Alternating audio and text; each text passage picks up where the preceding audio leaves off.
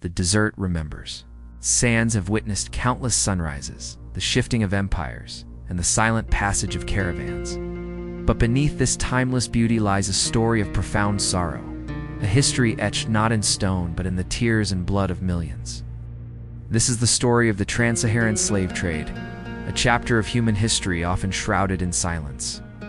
For over a millennium, from the 7th century well into the 20th, a network of trade routes crisscrossed the vast expanse of the Sahara. These were arteries of commerce, carrying gold, salt, and spices. But they also carried human beings, captured and sold into bondage. Unlike the Transatlantic Slave Trade, which has been extensively documented, this story has remained largely in the shadows, a forgotten holocaust. The journey began in terror. Raiders, often armed and on horseback, would descend upon villages across West and Central Africa. Communities were shattered, families torn apart in a storm of violence. The young and the strong were the primary targets, their potential for labor marking them for a life of servitude. The initial capture was a moment of profound rupture, the severing of all ties to home, to kinship, to a life that was once their own. Then came the march. Shackled together in long, mournful lines known as coffles, the captives began their trek north. The Sahara was not just a geographic barrier. It was an instrument of the trade itself, a relentless, unforgiving landscape. Day the sun was a hammer, beating down with merciless intensity.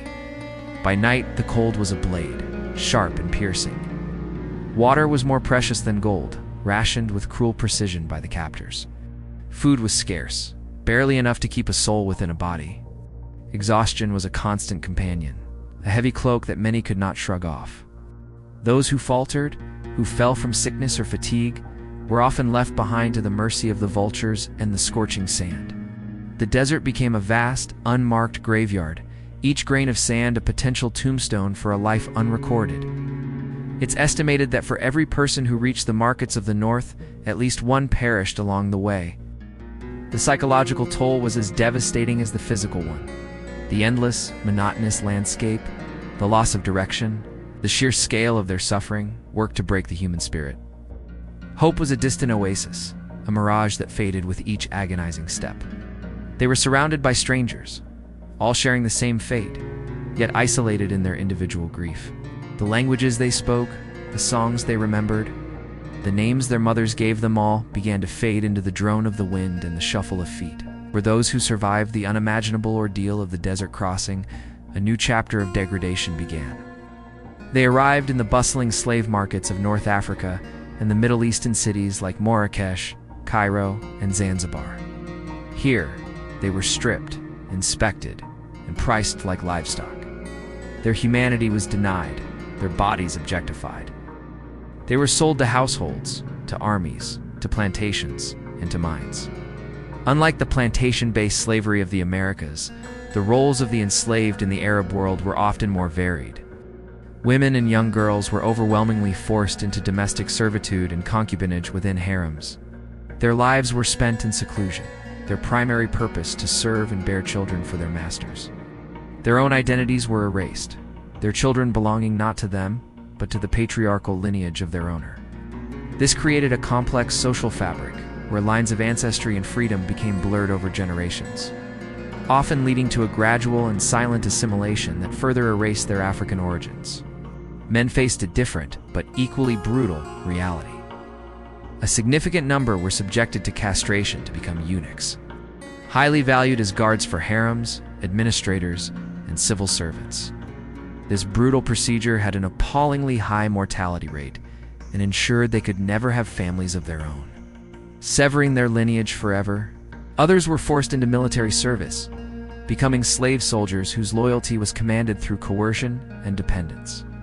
Many more toiled in grueling manual labor in salt mines, on date plantations, or as pearl divers, their lives often cut short by the brutal working conditions. The systemic nature of this trade permeated every level of society for centuries.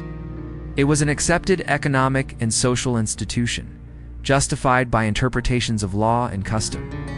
The very scale and duration of the trade make it difficult to comprehend. Estimates of the number of people taken vary widely. but most historians agree it runs into many millions over the course of more than 1,000 years. The legacy of this trade is complex and deeply sensitive. It left scars on the African continent, depopulating entire regions and fostering an environment of conflict and instability that lasted for centuries. In the destination societies, it created a diaspora whose history has been systematically silenced and absorbed. The descendants of these enslaved people are often visible. Yet their stories are invisible, folded into the dominant culture without acknowledgement of their traumatic origins. To speak of this history is not to draw comparisons or to create a hierarchy of suffering. Human pain is not a competition. It is to fill a void in our collective memory. It is to acknowledge that the institution of slavery was a global phenomenon, with different forms and different legacies. The story of the Trans-Saharan slave trade is a vital part of African history, of Arab history, and of world history. By unearthing these painful truths, we give voice to the voiceless. We remember the millions whose names were forgotten, whose journeys ended in the desert, whose lives were stolen. We honor their resilience, their will to survive in the face of absolute despair. Their story is a sobering testament to the depths of human cruelty, but also a powerful reminder of the enduring strength of the human spirit. The desert may seem silent, but if we listen closely, we can still hear the echoes of their journey. We have a duty to listen and a duty to remember. Thank you for watching. If you found this documentary meaningful, please subscribe to our channel for more stories that deserve to be told.